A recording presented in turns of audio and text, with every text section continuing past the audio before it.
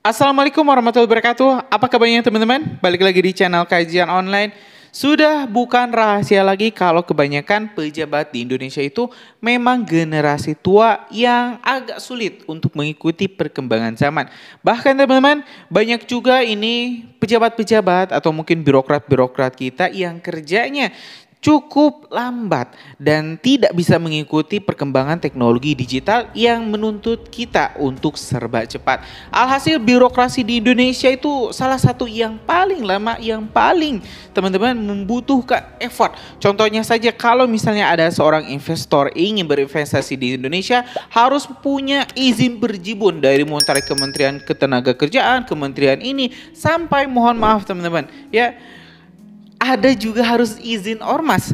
Nah, teman-teman di sini Pak Prabowo pun agak ya risih dengan yang terjadi di Indonesia ini para birokrat, para pejabat-pejabat di Indonesia yang disebut Pak Prabowo kalau ada pejabat tua bikin rumit regulasi kita bakal pecat, tunggu saja kita banyakin anak muda. Informasi ini kita dapat teman-teman di salah satu pidato Pak Prabowo di video di merdeka.com yang berjudul Prabowo tegas akan pecat pejabat tua yang bikin rumit regulasi. Banyak anak muda yang sudah nunggu. Nah sebelumnya teman-teman kenapa sih regulasi Indonesia ini sangat penting?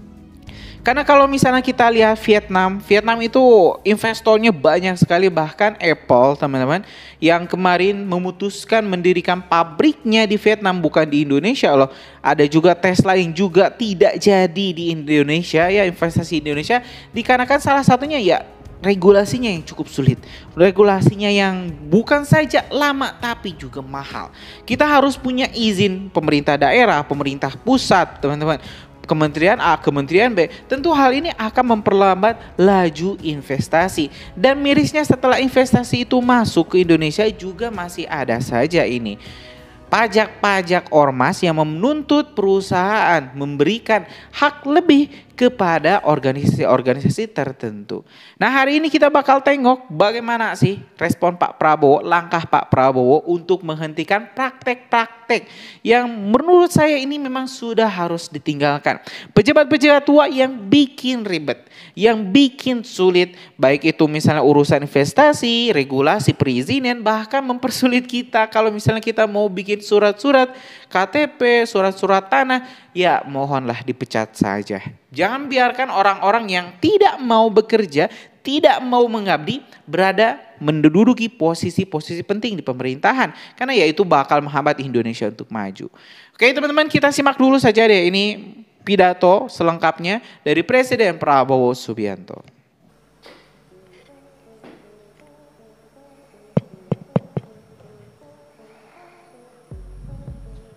Bismillahirrahmanirrahim. Assalamualaikum warahmatullahi wabarakatuh. Selamat siang. Salam sejahtera bagi kita sekalian. Shalom, salve om swastiastu. Namo Buddhaya, salam kebajikan. Yang saya hormati Menteri Energi dan Sumber Daya Mineral selaku penyelenggara, Saudara Bahlil Lahadalia beserta seluruh jajaran Kementerian ESDM, Presiden Indonesian Petroleum Association Ibu Carol J. Gau, Penasihat Khusus Presiden Bidang Energi Profesor Purnomo Yusgiantoro. Katanya Pak Purnomo ini Menteri SDM, Pak Bahlil penggantinya katanya.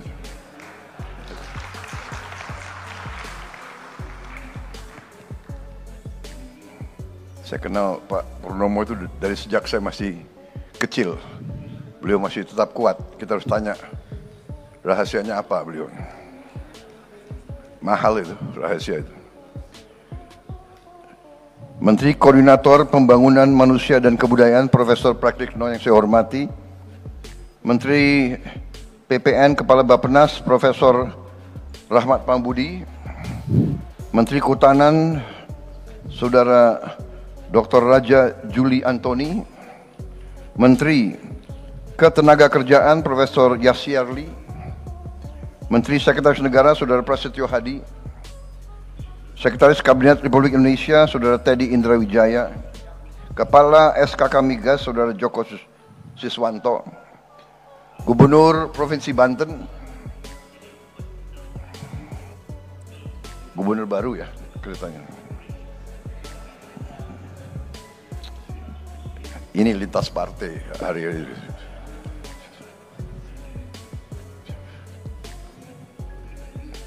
Gubernur Maluku hadir juga, Saudara Hendrik Lewerisa. Gubernur Sulawesi Tenggara hadir juga, Saudara Andi Sumanggeruka. Para duta besar negara sahabat, distinguished ambassadors that attend, Ambassador of Egypt, Mesir,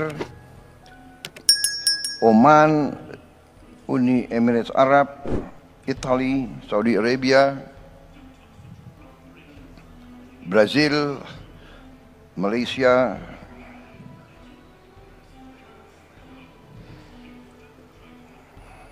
and also I welcome CEO of Mubadala Energy, Sheikh Mansur Muhammad Al-Hamid. Welcome, thank you. Para pimpinan dan anggota Indonesian Petroleum Association yang hadir semuanya, para pimpinan dan pelaku industri migas yang saya hormati, seluruh hadirin undangan, rekan-rekan pers, media yang hadir.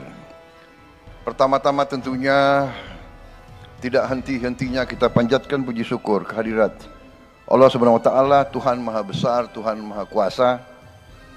Kita masih diberi karunia, masih diberi kekuatan, kesehatan untuk hadir berkumpul di forum yang sangat penting ini, yaitu pertemuan dan pameran tahunan ke-49 Indonesian Petroleum Association.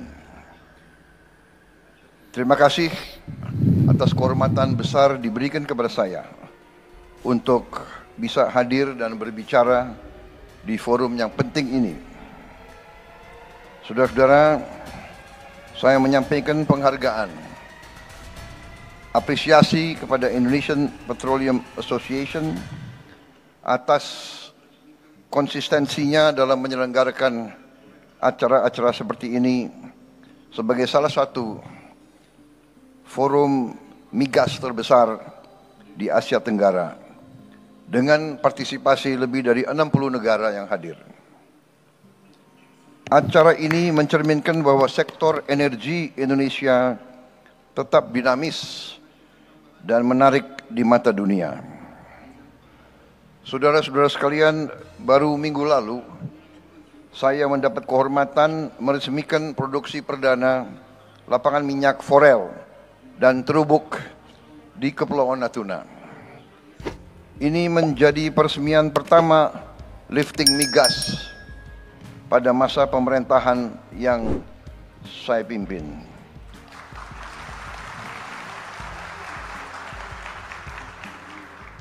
Lapangan ini menghasilkan tambahan 20.000 barrel minyak per hari dan 60 juta standar kaki kubik gas per hari. Angka yang sangat signifikan dibandingkan tren beberapa tahun terakhir. Saudara-saudara sekalian, dan saya diberi laporan upaya ini dikerjakan 100% oleh anak-anak bangsa kita sendiri. Ini bukan hanya pencapaian matematis, bukan pencapaian teknis, tetapi adalah tonggak yang sangat penting dalam upaya kita terus-menerus untuk mencapai swasembada energi nasional. Saudara-saudara sekalian, saya selalu mengatakan bahwa kedaulatan suatu bangsa dijamin oleh kemampuan bangsa itu untuk memenuhi pangan untuk bangsanya sendiri, dan kedua, kemampuan bangsa itu untuk memenuhi kebutuhan energinya sendiri. Kelangsungan hidup suatu bangsa, survival bangsa kita, survival bangsa-bangsa tergantung kepada hal dua tersebut. Saudara-saudara, saya bersyukur, saya bangga, saya terima kasih dengan semua unsur yang membawa kita dalam waktu singkat.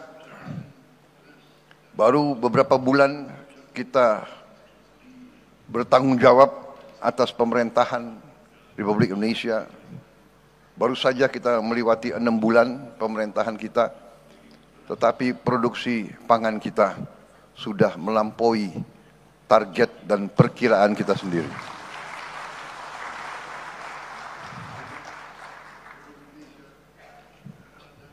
Cadangan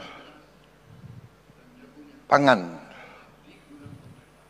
cadangan beras dan jagung di gudang-gudang pemerintah, saya diberi laporan merupakan cadangan beras dan jagung terbesar sejak negara kita berdiri. Sejak sejarah Republik Indonesia, cadangan beras dan jagung yang ada di gudang pemerintah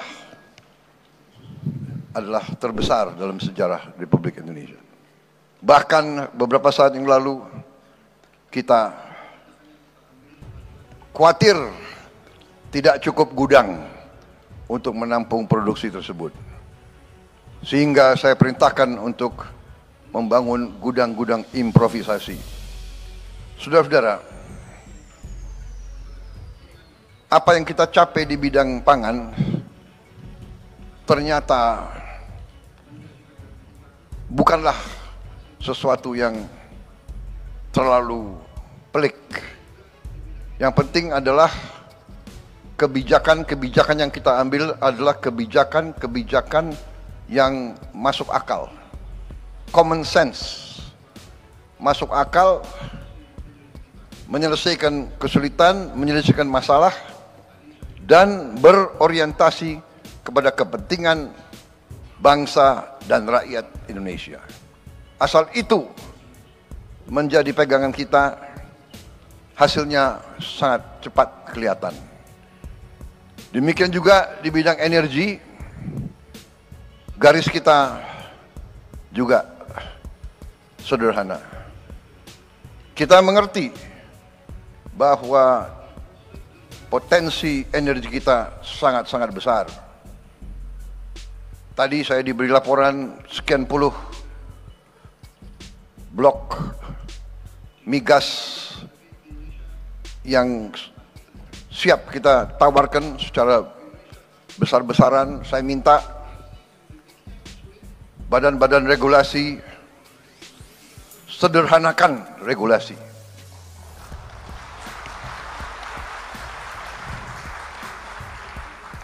Saya ulangi, sederhanakan regulasi.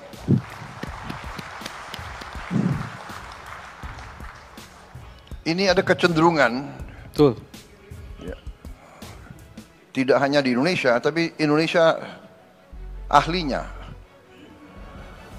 Indonesia ahli membuat regulasi yang demikian sulit untuk kita sendiri. Ini harus kita kurangi. Pejabat yang tidak mau mensederhanakan regulasi akan saya ganti, akan saya copot.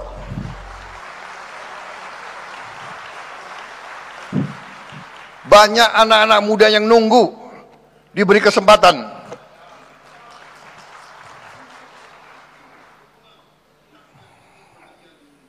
Saya minta dirubah budaya. Kalau bisa dibikin susah, kenapa dibikin gampang? Robah cara berpikir seperti itu. Cara berpikir seperti itu tidak boleh lagi kita biarkan di republik kita yang kita cintai ini, saudara-saudara. Pejabat pemerintah, regulator, adalah melayani masyarakat, mendukung, membantu semua pihak yang ingin bekerja di Indonesia. Kita butuh hasil yang cepat untuk rakyat kita. Dunia berubah, yang lamban, yang malas, yang punya pemikiran-pemikiran aneh-aneh harus pinggir, dan kita akan pinggirkan. Kita akan pinggirkan mereka-mereka yang tidak bekerja dengan baik.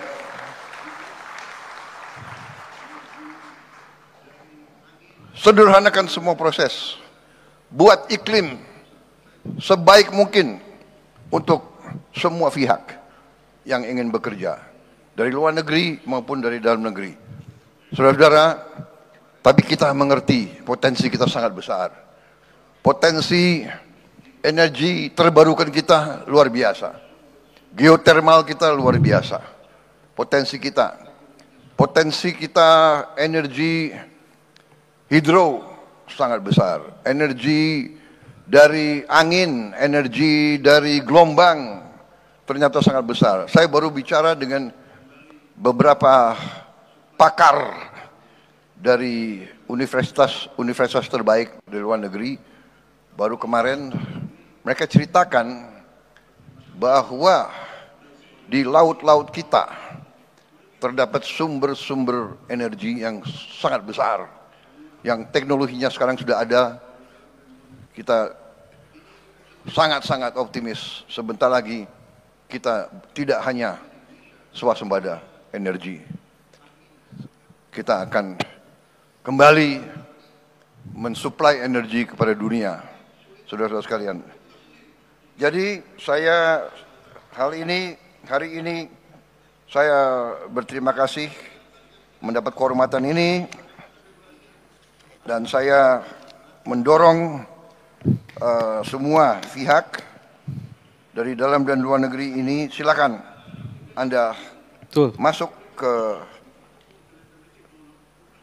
peluang-peluang yang kita berikan, dan kita juga sudah siapkan suatu dana investasi yang besar, yaitu Danantara Indonesia, yang juga siap berinvestasi secara strategis dalam proyek-proyek energi yang tersedia, bersama-sama kawan-kawan di luar negeri untuk mendorong kebutuhan kita. Saya menyambut baik komitmen industri migas Indonesia untuk mendukung transisi energi melalui berbagai inisiatif, termasuk tadi carbon capture and storage dan inovasi-inovasi yang lain. Saudara-saudara sekalian, mari kita bekerja sama, kolaborasi, pihak swasta dalam negeri, swasta luar negeri, BUMN, pihak pemerintah dari semua tingkatan. Mari kita bekerja semuanya bersama-sama untuk mencapai tujuan yang kita harus capai. Kalau kita tergantung dari impor terus, sumber daya kita sangat besar yang kita keluarkan. Hampir 40 miliar dolar tiap tahun. Yang hal ini bisa sebenarnya dan seharusnya digunakan untuk membantu rakyat kita di bidang-bidang strategis. Pendidikan, kesehatan, untuk mengurangi dan menghilangkan kemiskinan. Ini potensi yang bisa kita gunakan. Saya percaya dengan kerjasama kolaborasi, tadi yang saya katakan, kebijakan-kebijakan akal sehat, kita akan mencapai yang kita inginkan. Terima kasih atas perhatian saudara-saudara sekalian. Sekarang saya mendapat kehormatan untuk secara resmi membuka konvensi dan pameran tahunan ke-49 Indonesian Petroleum Association. Terima kasih. Wassalamualaikum warahmatullahi wabarakatuh. Salam sejahtera bagi kita sekalian. Shalom, salve, om, santi, santi, santi, om. Namo Buddhaya, salam kebajikan, rahayu, rahayu. Terima kasih. Dimohon Bapak Presiden untuk tetap di tempat. Selanjutnya prosesi menyentuh layar kubik. Ya teman-teman, barusan kita telah mendengarkan pidato lengkap dari Presiden Prabowo Subianto terkait berbagai macam hal permasalahan yang memang ada di Indonesia dan harus tentu diselesaikan. Kendati saya rasa Pak Prabowo bakal perlu waktu tidak sebentar, mungkin bertahun-tahun untuk menyelesaikan permasalahan tersebut, tapi langkah Pak Prabowo, langkah awalnya sudah positif, sudah bagus. Contohnya saja di sini teman-teman. Pak Prabowo ingin menyederhanakan regulasi di Indonesia yang tengah beribet.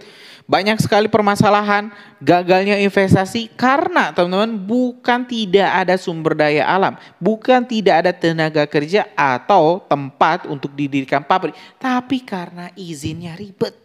Ya gimana nggak malas teman-teman kalau misalnya ada sebuah perusahaan ingin berinvestasi di Indonesia perlu waktu 5 tahun. Keburu kabur kan itu investor. Jadi ini memang sangat terkenal Indonesia itu regulasinya itu sangat-sangat lama. Perlu uang kalau pengen cepat dan itu salah satu yang membuat para investor itu enggan untuk berinvestasi di Indonesia. Gimana menurut kalian? Video barusan setuju nggak sih dengan apa yang dikatakan oleh Pak Prabowo? Kalau misalnya setuju, tulis di kolom komentar. Kalaupun tidak, kita diskusikan bareng-bareng di kolom komentar. Terima kasih teman-teman. Assalamualaikum warahmatullahi wabarakatuh.